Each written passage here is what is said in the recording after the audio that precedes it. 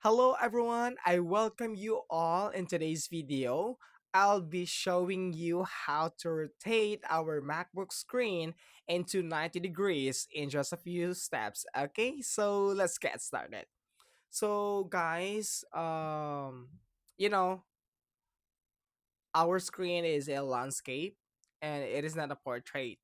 And if you guys wanted to, rotate it into 90 degrees, you can actually follow the steps that I'll be showing you. Okay. So the first step we need to do, guys, is we need to go to our system settings. Okay, system settings. Okay, you just have to go to the top left corner and click that Apple icon. You will see there the system settings. Okay, click that one, guys.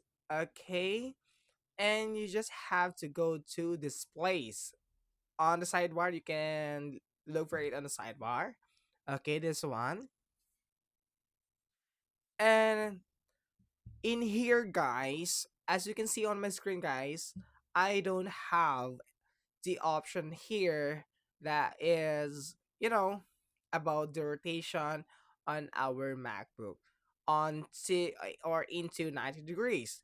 So as you can see, I what I have here is brightness, automatically brightness through tone, color profile, when connected to TV, advanced night shifts.